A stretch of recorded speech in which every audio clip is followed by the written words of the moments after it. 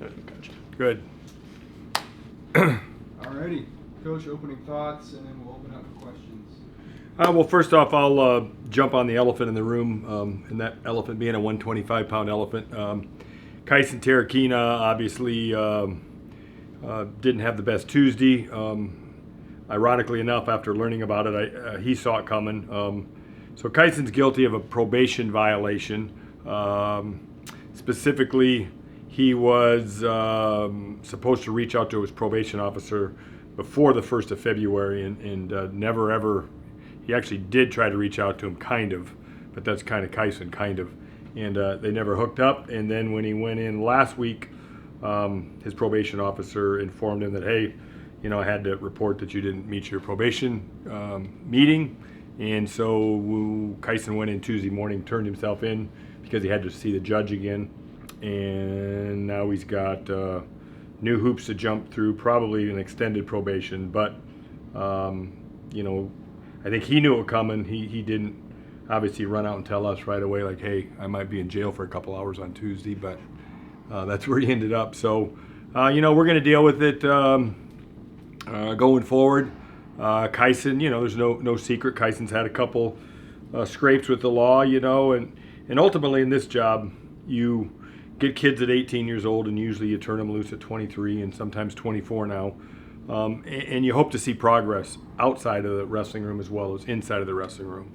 So I'm going to be the first to stand up for Kaisen and say that what we've seen this year has been a better version every year. I like the way he's trending. Obviously, he's not getting his hand raised as much as he wants to right now, but I think we can all agree he's right there from a wrestling standpoint.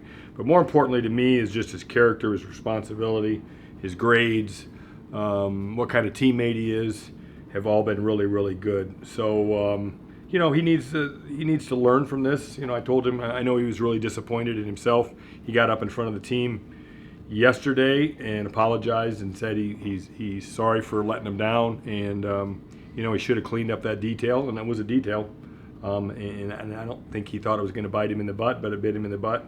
So, he's got to continue to get better, and that's what we talk about. I said, hey, if you learn something from this, then good for you. I know your next question is going to be is what are you going to do with him Sunday?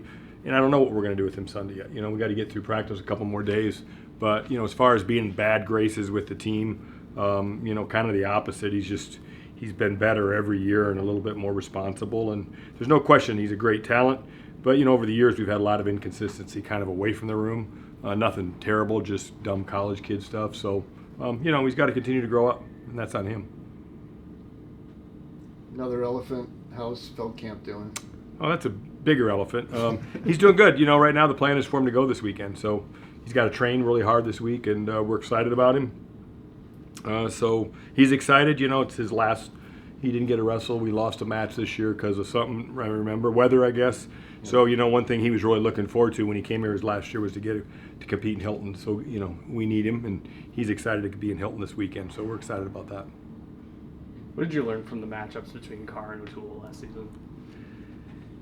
I tell you what I learned at Missouri. Sitting in the corner sometimes where we sit, pretty darn good tickets, pretty darn good tickets. And I couldn't believe how two guys moved around and kind of scaled that mat as athletic and quick and sharp as those two guys were. I've sat mat side a lot of times, but I don't know if I've ever sat mat side when there's been that quality of two athletes out there. And then, of course, getting to do it at the Big 12, I was a little bit more knowing what I was going to get used to. Keegan O'Toole is a two-time NCAA champ for a reason. So I think it's a great, I'm a promoter, and it's the best match in college wrestling this year until we get to the postseason. What does it feel like for you to be the coach who gets to, you coach David Carr, he wrestles for your team, and that's, you said, the best match in college wrestling. What's it feel like to be the coach that has him? Well, I think it just says a lot about kind of the progress we continue to make. Is it's not just Kevin Dresser, it's everybody that's involved in this program. There's a lot of people that helped us down the recruiting trail for David and the development trail. There's a ton of people that have been involved in his development, and Coach Metcalf, Coach St. John, obviously his father's around a lot, and just a lot of coaches. You see a guy right now that's really confident and that's really important to be this time of year. Like, he's really confident. Does that mean he's going to go out and guarantee to get his hand raised? Absolutely not. But if you don't have that kind of confidence, you got no chance against a guy like Keegan O'Toole. So, man, he just really feels good right now. His mojo is as good as I've ever seen it as long as he's been here. You might have just answered my question, but a couple weeks ago you said that David Carr is the best wrestler in the nation when he's feeling good. My question is, how does David feel this week? He feels good. It's the scary part of going out there, especially against a guy that's got a lot of tools, is you start thinking about all of his tools, and then you start shutting down a little bit. And I'm going to encourage David to let it fly because he's got a lot of tools too. Keegan O'Toole doesn't hold back, and David, the matches he won, he didn't hold back either. And so I do believe that if David Carr goes and opens up, I don't think anybody can stay with him. And that's not dissing Keegan O'Toole, because David's just got so many tools. He's so athletic. He's so explosive. But we'll wrestle and see what happens. But there are Go ahead, Rob. a lot of matches on paper that look challenging, but Yeah. the next one that leaps off the page is heavyweight with Younger and Elam. What do you expect out of that one? Yeah, what are they, like 39-0 between the two of them, and 3 versus 5, and a bigger guy than Younger. But again, talking about confidence, Younger has plenty of it, right? Plenty of it. That's all I can say. He's got plenty of it. How does the approach when you're looking? I mean, I know you guys don't like to look ahead too much, but when there's a potential line in the Big 12s and the NCAAs between O'Toole and Carr, I mean, how does the approach change for something like that? Well, I think both those guys have to get there because that's a really good weight. There's a lot of good weights, but I think arguably all the wrestling experts out there would say that 165. So, from the quarterfinals to the semifinals to the finals, if you take your eye off the ball there with any of those 6 or 8 guys, you're in trouble, because it's going to be a really, really good quarterfinals bracket when we get to Kansas City. Another guy that'll have a good match will be Chum. He had a tough loss against you and I. How have you seen him bounce back and really prepare for this upcoming matchup? Well, Chittum's a really hard worker. He shows up all the time, spends a lot of time in the room in the morning with Metcalf. Tremendous hard worker, and so he'll be all right. He likes to compete, and he's already proven he's went out and beat some really good guys this year, and he lost to a really good guy. The UNI guy was a really good guy, and so he just got to figure out ways to go out. And this guy's really hard to score on, doesn't do a lot.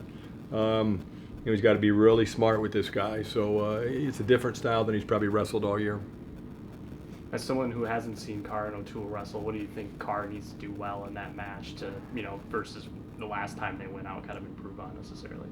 I think just be ready to wrestle and get after it. I don't think he had a very good, and I think he would agree with me, I don't think he had a very good day that day, just in terms of his approach to the whole day. That day at last Saturday at the NCAA tournament, I think, and I put a little bit of that on myself too, is that David's chink is David's social, and when you get to that last day, everybody wants your time, everybody wants your attention, and you have to turn it off. And I don't know if he did a great job at that, and then all of a sudden you find out, man, I didn't get my nap, I didn't get that last meal that I needed, and all those details that you've had in your routine go away that last day, and you get there and you can tell it, you can feel it. And I just kind of saw a different guy that night than I saw in the Big 12 finals. So just something to work on, and it's a game of inches when you get there. Speaking, you said at the beginning of this that you're a promoter, you like promoting things like that. Do you know what ticket sales currently are for Sunday? I think we had a meeting yesterday, and there's like over 6,000, but they get a lot of walk-up, so I think you guys have all been doing a good job. But there's a lot, high school wrestling season's over in Iowa, so I'm guessing we'll get a lot of walk-up people. But man, it's gonna be cool to see. Like I said, I'm just lucky my job gets me really good tickets to that match, so I'm gonna be eating my popcorn and watching. Not to belabor the promoter theme, but how would you promote David Carr's last match in Tulsa? Can you believe that? You think about that. That's just for fans out there that are in central Iowa. Think about getting to come and see David Carr's last match. And if we do it right, I hope Coach Smith agrees to it. Make that the last match. I hope he does. He's got the, we can draw, or we can agree on it and do that, or else if he doesn't want to do that, we can flip, and whoever wins gets to start where you want to start. That's the rule. But I think he's probably thinking the same thing I'm thinking. I know he's got to get through UNI first, but man, I mean, what a way to end a dual meet season, and what a way for David Carr to end. You couldn't write a better script. You know, he gets to take on the 2-time defending national champ and, you know, try to avenge a loss from a year ago. I mean, it's almost like a movie. There's the promoter in me again, right? It's like a movie. What's your message to David, and not even just David, because you have Julian Broderson wrestling his last match, and like you said, Will Feldkamp. What is your advice to them as they prepare to take the mat one last time at Hilton? Just have a blast. Just have a blast. You know, that's what it's all about. Is just enjoy it, soak it in. You know, next year you're going to be sitting up there watching all of these young guys go, and you're going to say, man, you know, I remember when I was out there. And then you're going to say that every year the rest of your life. So just take it in. All right, guys. All right.